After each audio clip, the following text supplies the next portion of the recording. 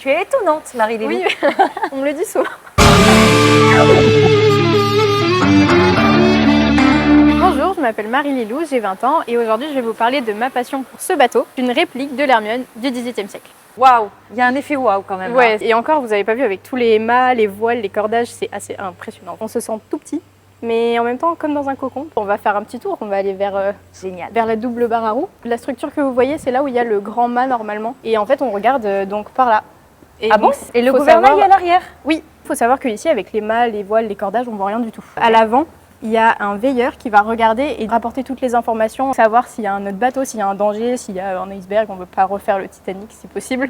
Comment tu es arrivée sur l'Hermione la première fois?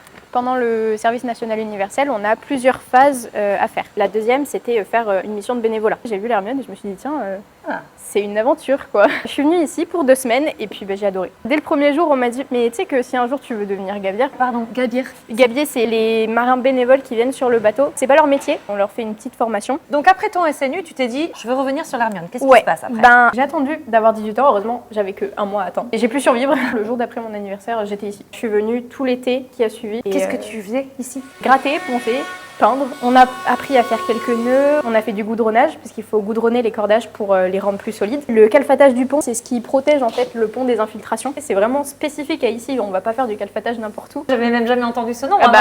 Oui, il y a des mots très spécifiques sur l'Hermione, c'est assez sympa. Et il y a des mots qu'on n'a pas le droit de dire aussi. Cordage, mais sans le H, interdit. L'animal à grandes oreilles, interdit. Notre Bosco, c'est le maître d'équipage. Si vous entend le dire, il vous jette par-dessus bord, hein, attention. Ce côté-là justement d'équipe et de cohésion te plaît dans cette aventure, c'est une aventure humaine? Oui, vraiment moi c'est ce qui m'a plu ici. J'étais très timide avant. Je le suis encore un peu. Ça m'a tellement obligée à parler à énormément de personnes différentes, à apprendre à les connaître, avec des gens qui n'ont pas du tout mon âge. C'est assez impressionnant de voir qu'on peut tous se mélanger, on vient de milieux différents et en fait il n'y a aucun problème. C'est pas moi, hein, ça penche vraiment. C'est normal, c'est pour éviter qu'on ait les pieds dans l'eau. Donc systématiquement, tu mangeais sur une table penchée? Oui, mais après c'est génial parce qu'on a des cale-chaises au cas où, pendant les tempêtes. Comme ça bouge plus. Donc là on est dans le carré des officiers. C'est la partie la plus chic du bateau. Et là on a la cabine du commandant. C'est tout petit, mais c'est trop mignon. J'imagine que ta passion te vient parce que tu aimes les bateaux? Alors moi j'aime pas l'eau, j'aime pas les bateaux, j'aime que l'Hermione.